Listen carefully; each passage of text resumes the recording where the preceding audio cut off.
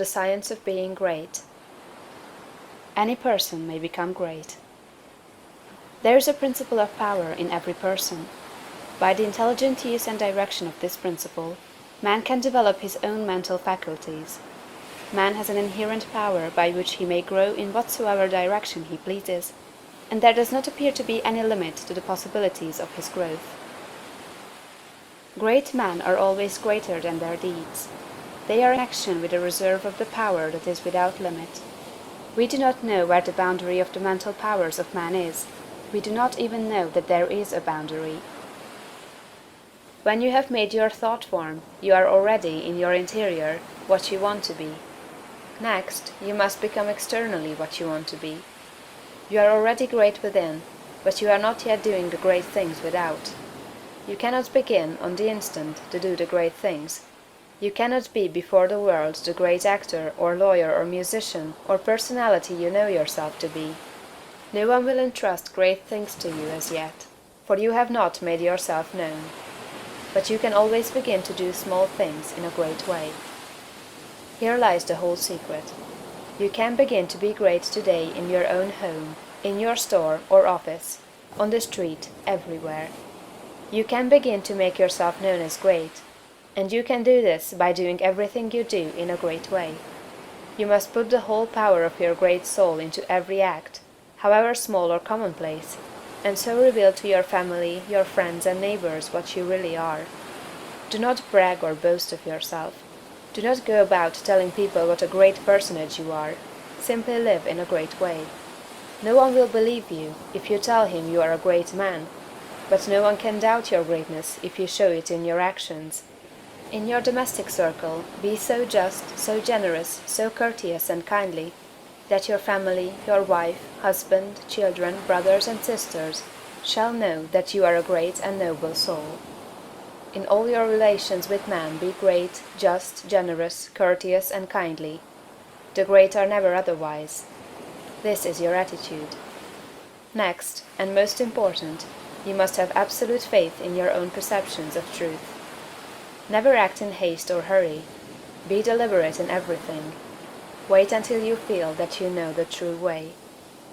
And when you do feel that you know the true way, be guided by your own faith, though the entire world shall disagree with you.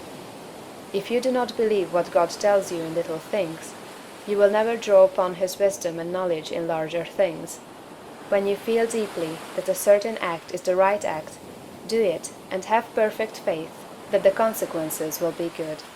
When you are deeply impressed that a certain thing is true, no matter what the appearances to the contrary may be, accept that thing as true and act accordingly. The one way to develop a perception of truth in large things is to trust absolutely to your present perception of truth in small things. Remember that you are seeking to develop this very power or faculty, the perception of truth. You are learning to read the thoughts of God. Nothing is great and nothing is small in the sight of omnipotence.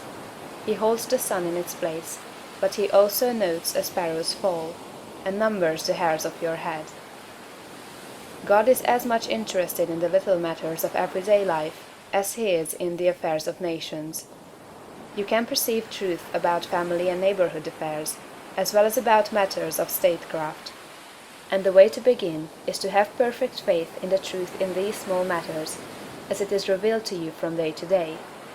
When you feel deeply impelled to take a course that seems contrary to all reason and worldly judgment, take that course. Listen to the suggestions and advice of others, but always do what you feel deeply in the within to be the true thing to do. Rely with absolute faith, at all times, on your own perception of truth. But be sure that you listen to God, that you do not act in haste, fear, or anxiety. Rely upon your perception of truth in all the facts and circumstances of life. If you feel deeply that a certain man will be in a certain place on a certain day, go there with perfect faith to meet him. He will be there, no matter how unlikely it may seem. If you feel sure that certain people are making certain combinations, or doing certain things, act in the faith that they are doing those things. If you feel sure of the truth of any circumstance or happening, near or distant, past, present, or to come, trust in your perception. You may make occasional mistakes at first, because of your imperfect understanding of the within, but you will soon be guided almost invariably right. Soon your family and friends will begin to defer more and more to your judgment, and to be guided by you. Soon your neighbors and townsmen will be coming to you for counsel and advice. Soon you will be recognized as one who is great in small things, and you will be called upon more and more to take charge of larger things. All that is necessary is to be guided absolutely, in all things, by your inner light, your perception of truth. Obey your soul, have perfect faith in yourself.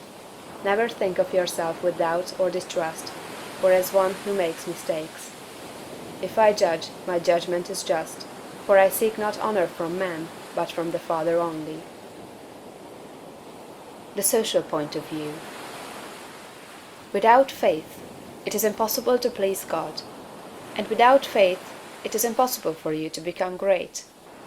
The distinguishing characteristics of all really great men and women is an unwavering faith.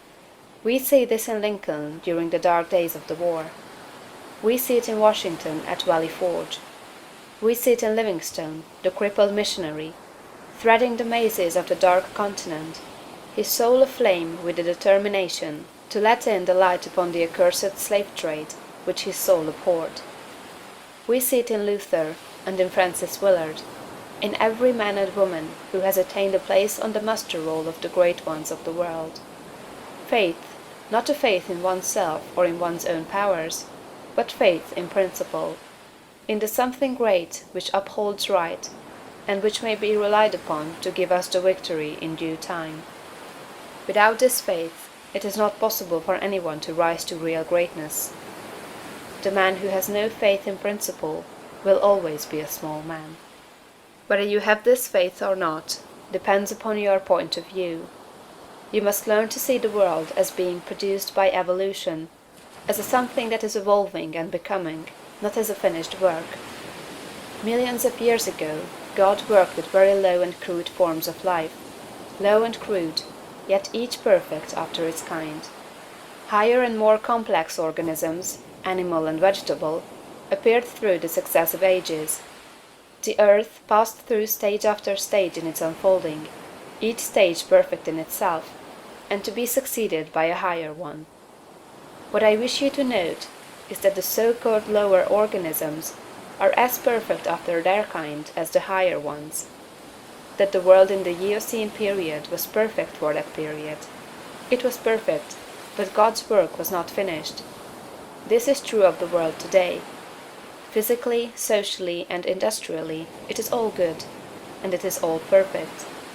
It is not complete anywhere or in any part, but so far as the handiwork of God has gone, it is perfect. This must be your point of view, that the world and all it contains is perfect, though not completed. All's right with the world. That is the great fact. There is nothing wrong with anything. There is nothing wrong with anybody. All the facts of life you must contemplate from this standpoint. There is nothing wrong with nature.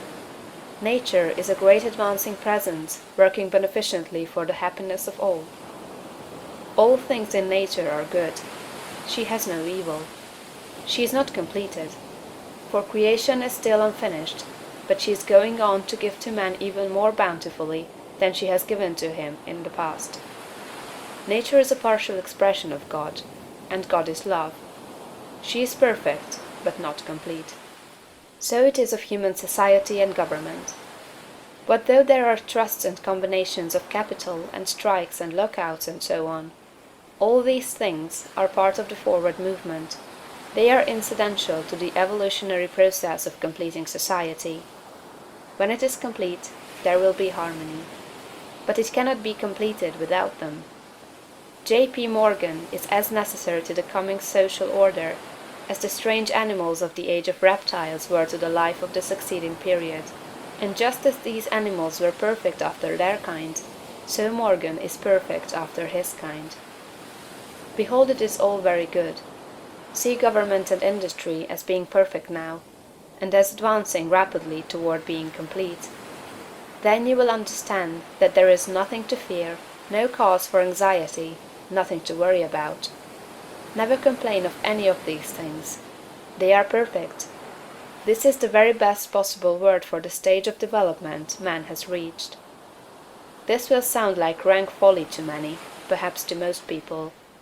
What, they will say, are not child labor and the exploitation of men and women in filthy and unsanitary factories evil things? Aren't saloons evil? Do you mean to say that we shall accept all these and call them good? Child labor and similar things are no more evil than the way of living and the habits and practices of the cave dweller were evil. His ways were those of the savage stage of man's growth, and for that stage they were perfect. Our industrial practices are those of the savage stage of industrial development, and they are also perfect. Nothing better is possible until we cease to be mental savages in industry and business, and become men and women. This can only come about by the rise of the whole race to a higher viewpoint. And this can only come about by the rise of such individuals here and there as are ready for the higher viewpoint. The cure for all this inharmoniousness lies not with the masters or employers, but with the workers themselves. Whenever they reach a higher viewpoint, whenever they shall desire to do so, they can establish complete brotherhood and harmony in industry. They have the numbers and the power. They are getting now what they desire. Whenever they desire more in the way of a higher, purer, more harmonious life, they will receive more. True, they want more now, but they only want more of the things that make for animal enjoyment, and so industry remains in the savage, brutal, animal stage.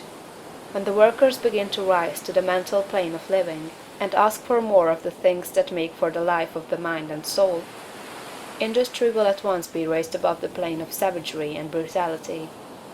But it is perfect now upon its plane. Behold! In fact, it is all very good. So it is true of saloons and dens of vice. If the majority of the people desire these things, it is right and necessary that they should have them. When the majority desires a world without such discords, they will create such a world. So long as men and women are on the plane of bestial thought, so long the social order will be in part disorder, and will show bestial manifestations. The people make society what it is, and as the people rise above the bestial thought, society will rise above the beastly in its manifestations. But a society which thinks in a bestial way must have saloons and dives. It is perfect after its kind, as the world was in the Eocene period, and very good. All this does not prevent you from working for better things. You can work to complete an unfinished society, instead of to renovate a decaying one. And you can work with a better heart and a more hopeful spirit. It will make an immense difference with your faith and spirit, whether you look upon civilization as a good thing that is becoming better, or as a bad and evil thing that is decaying. One viewpoint gives you an advancing and expanding mind, and the other gives you a descending and decreasing mind. One viewpoint will make you grow greater, and the other will inevitably cause you to grow smaller. One will enable you to work for the eternal things, to do large works in a great way toward the completing of all that is incomplete and inharmonious, and the other will make you a mere patchwork reformer, working almost without hope to save a few lost souls from what you will grow to consider a lost and doomed world. So you see it makes a vast difference to you, this matter of the social viewpoint. All's right with the world. Nothing can possibly be wrong but my personal attitude, and I will make that right. I will see the facts of nature and all the events, circumstances, and conditions of society, politics, government, and industry from the highest viewpoint. It is all perfect, though incomplete. It is all the handiwork of God. Behold, it is all very good. Identification.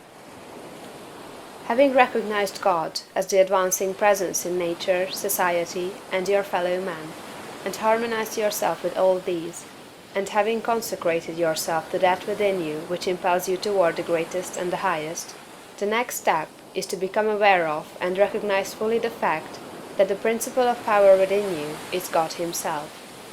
You must consciously identify yourself with the highest. This is not some false or untrue position to be assumed. It is a fact to be recognized. You are already one with God. You want to become consciously aware of it.